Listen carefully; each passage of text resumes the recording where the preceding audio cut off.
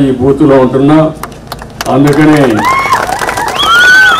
నేను కూడా 20 ఏళ్లు తిరగాలి, తిరిగి ప్రభుత్వం చేసిన విధానాలు చెప్పాలనే ఉద్దేశంతోనే ఈ 20 ఏళ్లు తిరిగాను. మన బూతులో మనం చూస్తే దగ్గర 478 జనాభా ఉన్నారు మొత్తం కలిసి ఈ గ్రామంలో. ఇందులో మీరు చూసినప్పుడు 237 మంది పురుషులు ఉన్నారు, 241 పురుషులు, 237 మంది మగవాళ్ళు ఆడవాళ్ళు ఉన్నారు. మొత్తం కుటుంబాలు అయితే 110 ఉన్నాయి.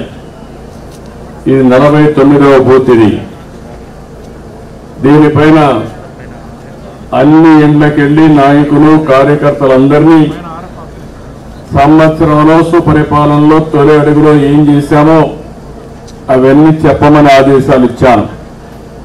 ఈరోజు ఇక్కడికి వచ్చినప్పుడు మీ అందరితో మాట్లాడుతున్నాను.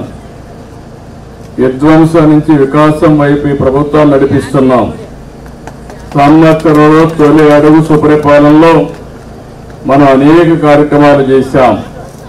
ఇప్పుడే కొన్ని ఇళ్లకు నేను వెళ్తే 6 మంది 7 మందికి ఒక ఇంట్లోనే పిల్లలందరికీ తల్లికి వందనం కింద డబ్బులు పడ్డాయంటే 1,05,000 రూపాయలు ఒక ఇంట్లో డబ్బులు పడ్డాయి. అదే మరి నలుగురుంటే 60,000 పడ్డాయి. ఆ విధంగా ప్రతి ఒక్కరూ తల్లికి వందనం జయప్రదం చేశాం. ఇంకో పక్క నేను చూశాను, ఇంటింటికి పోయి పరామర్శించాను. ఈ రోజు కూడా 3,600 మందికి అదనంగా పింఛన్లు ఇచ్చాం. ఈ పింఛన్లు మీరు చూస్తే భారతదేశంలో ఎక్కడా ఇవ్వని విధంగా దగ్గర 64 లక్షల మందికి 33,000 కోట్ల రూపాయలు పింఛన్లు ఇచ్చే ఏకైక రాష్ట్రం ఆంధ్రప్రదేశ్ రాష్ట్రం. 4,000, 6,000, 10,000, 15,000 ఇస్తున్నాం. ఎవరన్నా కిడ్నీ సమస్య ఉంటే అలాంటి వాళ్ళకు 10,000 కూడా ఇచ్చే సాంప్రదాయానికి శ్రీకారం చుట్టాం. అంతేకాకుండా వంట గ్యాస్ సిలిండర్లు 3 ఉచితంగా ఇస్తున్నాం.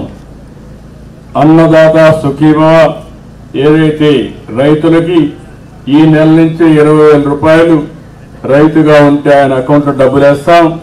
అది కూడా కేంద్రంతో సమానంగా 3 విడతల్లో డబ్బులు వస్తుంది.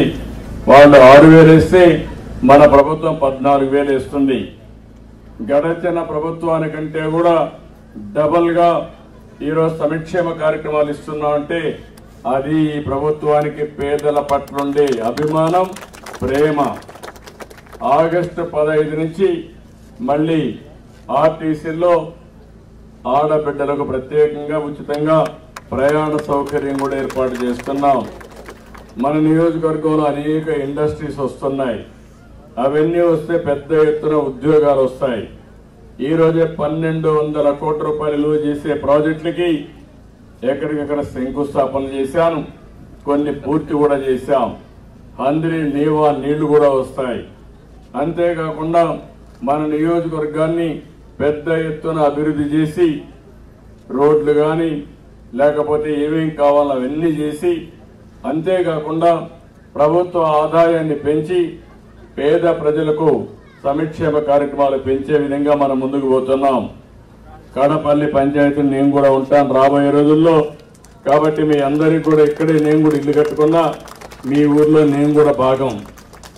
ఎందుకంటే చాలా రోజుల నుంచి ఇల్లు కట్టాలనుకున్నప్పుడు కొన్ని అవాంతరమైన పరిస్థితులు కట్టుకోలేకపోయి ఇటీవల కడపల్లిలోనే మెయిన్ రోడ్లోనే ఇల్లు కట్టుకొని ఇక్కడే ఉంటున్నా. ఎప్పుడు వచ్చినా ఇక్కడి నుంచే ఉంటాం. మన నియోజకవర్గాన్ని అన్ని విధాలా అభివృద్ధి చేసే బాధ్యత నేను తీసుకుంటాను.